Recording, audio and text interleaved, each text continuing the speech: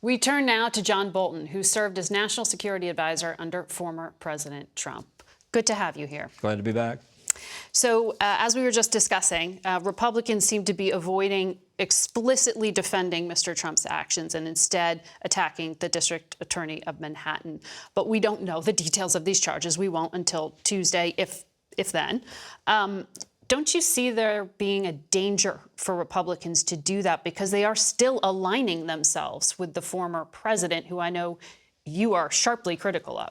Yeah, I think it's a big mistake politically for Republicans to do that. And I think it's important to stress that in this case that involves hush money to a porn star to cover up an affair that later involves cooking his company's books, you have not heard a single Trump defender stand up and say, oh, that's not the Donald Trump I know.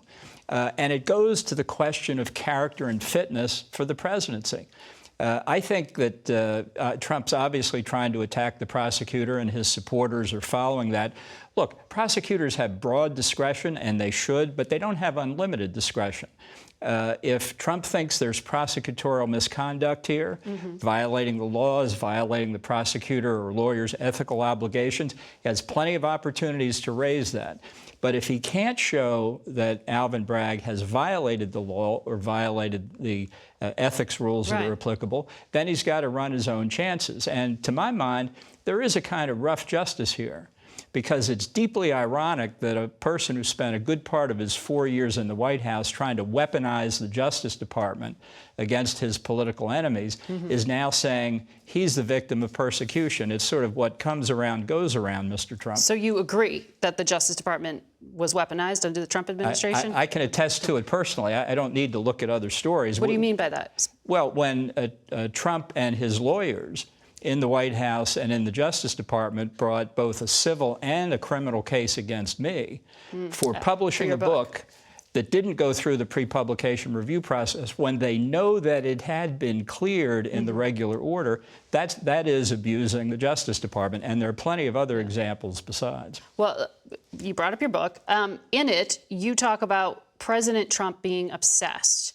with media coverage of his former attorney, Michael Cohen, who's now very much at the heart of this trial, case, who was on trial himself. And you said it was a big distraction in the midst of the trip to Hanoi, where the former president was negotiating with Kim Jong-un. I mean, nuclear security. But he was obsessed with the Cohen case. Do you look at that differently now? Do you think there was a real reason for him to be worried, or was it just a PR concern? Well, I think he does have reason to be concerned about the substance of the case here. And I think while we're all obviously and appropriately focused on the indictment, that's just the beginning. The real issue here is whether Alvin Bragg gets a conviction at some point in the near term, or whether Trump springs free, because the political implications are vastly different. Well, I mean, the timetable for this goes right into 2024, and we don't have clarity on that. Well, we'll see whether Trump runs the courtroom or whether the judge runs the courtroom. What do you mean? Well, I have no doubt a lot of trees are going to die to support the motions to dismiss the case that Trump's going to file. So if the judge keeps the pace going, you know, people talk about the importance of speedy trial. Let's see if we can get one here. So you said it was a mistake for Republicans in messaging around this. But even Florida's Governor Ron DeSantis, who I know in the past you've said good things about, came out and said, it's a misdemeanor. Oh, this is political. Yeah. Misdemeanor still a crime. But, I mean, the only Republican of prominence that has really remained silent that I've noticed is Mitch McConnell. Well, most everyone's defending in some way. I think Asa Hutchinson said earlier today, in addition to announcing he's running for the presidency, that Trump should stand aside. And I think that's an absolute minimum. Look, Trump is basically extorting. That's 2 plus you, that's 3. That Trump is basically extorting the Republican Party.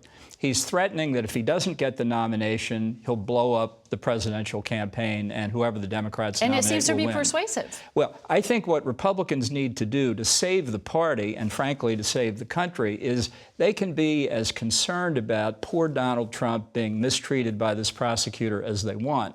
But the reward, the cure for that mistreatment is not to make Donald Trump the Republican presidential nominee. Those are two completely different subjects. I understand your point. You have said in the past, if this indictment happens. It's rocket fuel to his campaign to get the Republican nomination for the president. And you think that's what Democrats want, essentially, because it benefits whoever the Democratic nominee is, presumably the current president. I'm not worried about Alvin Bragg hurting Donald Trump. I'm worried about Alvin Bragg benefiting Donald Trump. And this is where I think the outcome of the case is so important. If Trump is acquitted or he gets the case dismissed because it's not legally sufficient or for whatever reason, that will be rocket fuel because he can say, I told you it was a political prosecution, I told you I was being picked on, and now I've been vindicated. If he's convicted, however, at some point before the campaign ends, I think that will have a very different impact on people. You can say it's a sleazy case and it involves sleazy people. Yeah. But if he's convicted of a crime, I think most Americans actually don't want a convicted felon to be their president. So if he does end up being the nominee, will you support him as the Republican nominee? Absolutely not. I didn't support him in 2020. I wanted to vote for a real conservative, and neither the Republican nor the Democratic nominee were real conservatives, so I wrote in a name, and I would do the same.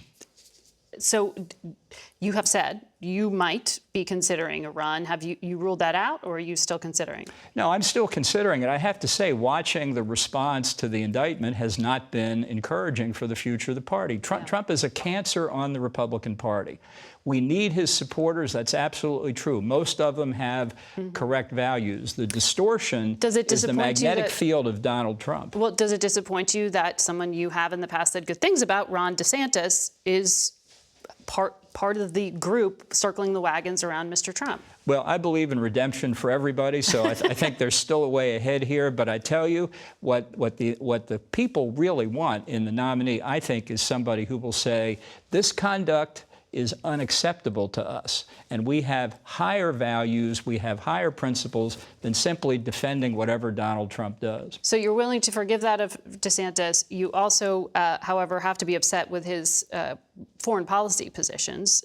He said, while the U.S. has many vital national interests, becoming further entangled in a territorial dispute between Ukraine and Russia is not one of them. He tried to soften that a little bit afterwards.